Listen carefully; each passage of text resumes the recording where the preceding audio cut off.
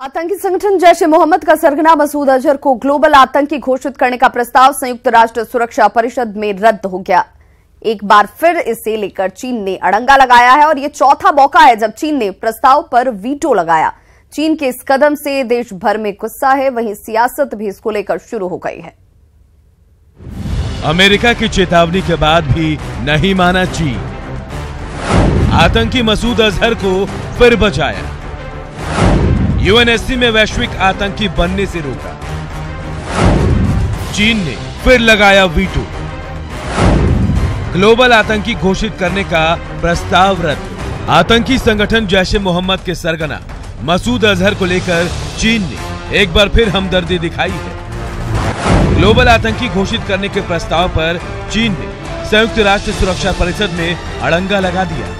हालांकि भारत के लिए अच्छी बात है कि यूएनएससी के 4 स्थायी सदस्य अमेरिका, फ्रांस, ब्रिटेन और रूस ने मसूद पर बैन का समर्थन किया। वहीं चीन के इस रुख को लेकर सियासत गर्म है। सत्ता पक्ष का मानना है कि मसूद अजहर और पाक को बेनकाब करने में सरकार कामयाब रही है, वहीं विपक्ष इसे भारत की कूटनीतिक विफलता करार दे रहा है।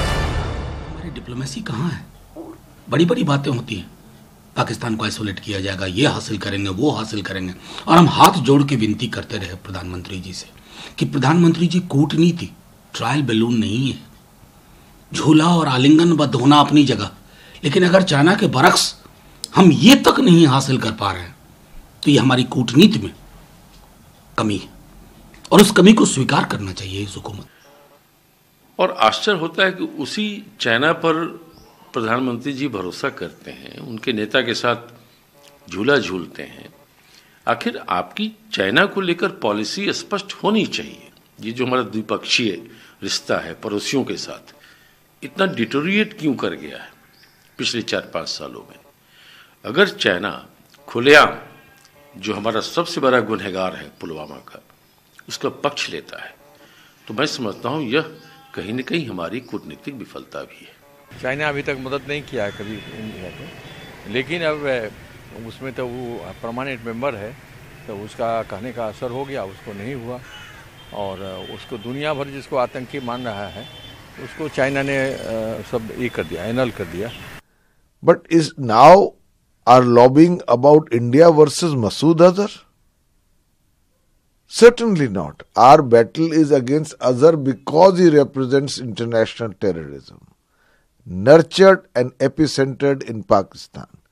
So, even if China blocks the UN resolution, we should continue to work with the other members of the P5 in the UN and supportive and sympathetic countries and exercise pressure on Pakistan with regards to its support for terrorism. चीन के इस कदम को लेकर देश के लोगों में काफी आक्रोश है। यूएनएससी में आतंकी मसूद अजहर पर चीन के रुख का पटना में स्थानीय लोगों ने विरोध किया। हम ही गलत किया है, इसके साथ कुछ न कुछ कार्रवाई होनी चाहिए। नहीं, आतंकी है वो। चाइना ऐसा पहले कई बार कर चुका है, ये कोई नई बात नहीं है। और चीन और पाकिस्तान के पारस्परिक हित एक दूसरे से जुड़े हुए हैं। सो यह बहुत मुश्किल है कि चाइना कभी इस पर वीटो नहीं करता, उसको करना ही था। यह पहली बार नहीं है जब चीन ने यूएन में जैश सरगना मसूद अजहर को बचाया है, बल्कि ये चौथा मौका है जब चीन ने वीटो पावर का इस्तेमाल कर प्रस्ताव को गिरा दिया। अजहर मसूद को चीन से सपोर्ट मिलने के बाद लोगों ने चीन से बने सामान का बायकॉट करने का भी ऐलान कर दिया है। न्यूज़ 18 के लिए ब्यूरो रिपोर्ट। तो इधर जेडीयू ने चीन के फैसले पर कड़ा ऐतराज जाहिर किया है। जेडीयू प्रवक्ता अजय आलोक ने कहा कि सांप की दोस्ती सांप से ही होती है। उन्होंने भारत को अब दोहरे फ्रंट पर लड़ाई लड़ने की जरूरत बताई, साथ ही कांग्रेस को भी नसीहत दी। इससे होती है, सांप से ही होती है ना, नेवले से तो होती नहीं। तो आप चीन से क्या उम्मीद कर रहे हैं? भारत को तैयार होना चाहिए कि एक साथ 2 मोर्चों पर कैसे युद्ध करना है। इस युद्ध के लिए अब तैयार रहना चाहिए, क्योंकि आर पार की बाड़ी है। ज्यादा झूला झूल रहे हैं कांग्रेसी। 1962 में युद्ध हारने के बाद, उसके पहले नेहरू जी झूला झूल रहे थे, उसके बाद भी लोग झूला झूलते ही रहे। चीन ने पाकिस्तानी आतंकवादी मसूद अजहर पर बैन लगाने का समर्थन नहीं किया है। इसको लेकर झारखंड में भी गुस्सा है, नाराजगी है। बीजेपी नेताओं का मानना है कि चीन को इसका जवाब दिया जाएगा। अभी चुनाव आचार संहिता लगे होने की वजह से कुछ इसको लेकर नहीं कहा जा सकता है, पर सरकार इस पर भी जरूर ध्यान रखेगी।